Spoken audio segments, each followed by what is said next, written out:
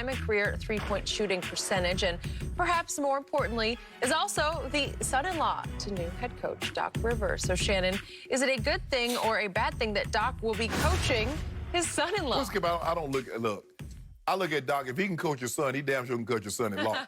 As long as it, like, I don't know, the son-in-law could be even more difficult in some ways. No.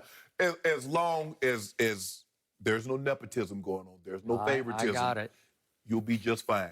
I think the problem that people have is that they thought he was showing favoritism towards his son. Hey, I think a guy named Chris Paul thought that. Yeah, yep. And so that rubbed a lot of people the wrong way. But if Seth can shoot the ball, Skip, and it gives them a spacer on the floor so you can't clog the lane and try to, double down. You double down on Embiid. He kicks out to Seth Curry, who, as Jenny mentioned, has the second best three-point percentage in NBA history. History.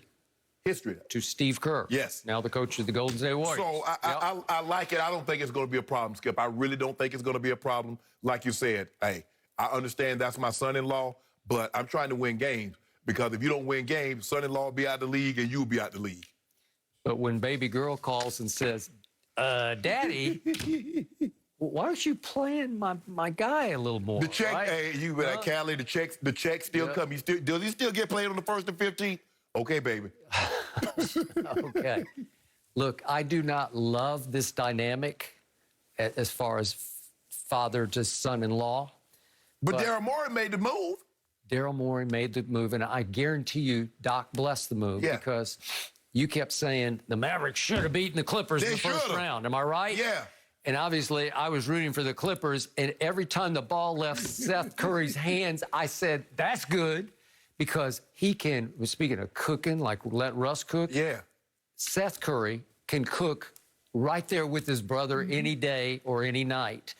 And in fact, in career three-point shooting, he's actually 4 spots above his brother at 44.3. And last year, he shot for the Dallas Mavericks 45% from 3.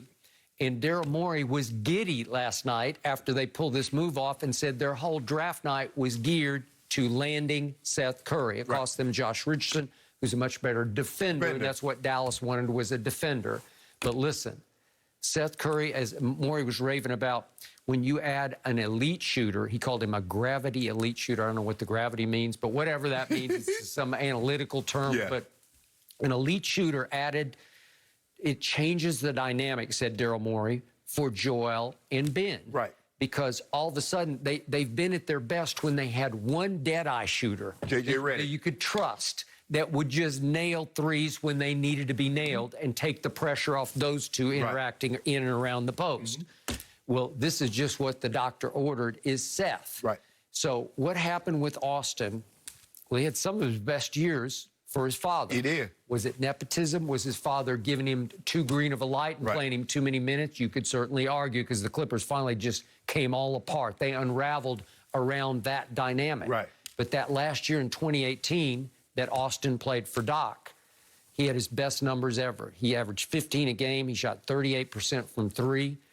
I think Seth will warm to the situation, because it's pretty cool to have Doc as that guy to start, as your coach to start with. But when you got a connection with, what did he call him? He called him coach. He called him Doc. He called him Pop.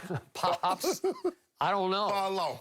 But the point is, this will help make the Sixers more of a contender. Now, I'm a big fan of Joel plus Ben. You're not so much. No. But Morey said yesterday, we're going to try. The reports were all that, I don't think he said it. I think it got reported by Mark Stein.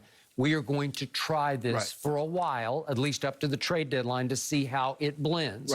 Well, they just got the catalyst for it in Seth Curry. And I think the thing is, Skip, you said defense, but you got enough with Joel Embiid protecting the paint. Ben Simmons is a defender. Hey, you don't think he can defend the highest level? So you be willing to give up Josh Richardson and some defense to get more offense and get more space on the court. Yep, I do agree. So in the end, I think this was the move of the night for a contending team. Well, the move of the night was get rid of Al Horford. That was the move of the night. And you know what? In reverse, it was a pretty special move, because it's hard to unload that much money, and he unloaded it. It cost him. It cost him some draft picks. But thanks to Sam Presti, and here they go. I mean, think about it. And Sam Presti got a first-round pick for Danny Green. Yep. And I assume the Sixers want Danny Green? Is Another spacer. Okay, I think so. I mean, he's not the defender that he once was. No. But, Skip, he still can space. He still can knock down some threes. He will torment you with his hot cold. Yes. But again, would I want him on? Yeah, I'd want him on my team. Because remember opening night, Skip, how many threes he hit opening night? He hit like 6 or 7 opening night. He's highly capable. And then he goes 6 or 7 games and he can't make one. He's also capable of missing the one that would have won the Jimmy Butler game, right? Yeah, and we supposed to have won in the Mamba jersey. That's what we supposed to have done. Yep. So he cost you a Mamba jersey victory, and he took the shine off those jerseys. He jinxed them. Because they're supposed to have been undefeated. We supposed to, hey, close those out, never wore them again. Hey, undefeated in the Mamba jersey. Now we got to wear them one more time to get that stink up off them. You know what? We might do that if we play you know who. We might put the Mambas on. Opening night. It might. Put them on. Might. Just might. They're now tainted. Did I taint it? Yeah, they are. Oh, Skip, They lost their magic. How big is that ring? Well, when you're buying cubic zirconia, you could get one that's like 10 inches tall. I mean, Jeannie said you need a welder's mask to look at that thing. Really? Yeah, so you got to put that mask on with a diamond so big and bright. Really? Yep, that's what Jeannie said. I don't know if it's true or not. Well, all I know for sure is the Sixers, thanks to Daryl Morey, just became much more of a contender. Yeah. And all of a sudden, the heat is on Steph Curry to live up to his back-to-back MVPs this year with no Clay. And maybe baby brother is starting to say, well, wait a second, what about me? Golden State should trade Steph to us, to Lakers. Well, why would they do that? Why not? I mean, don't they want to win championship? Huh? Can you imagine Steph and LeBron and AD? Well, do you want it just to be completely rigged so that you can win again? You ain't got no problem with it being rigged if the Brooklyn Nets get James Harden. You ain't got nothing about riggery. Yeah, but you don't think that'd be rigged. You think that'd be a disaster. But, hey, don't you think this would be a disaster with Steph and LeBron? Nope, I do not think that would be.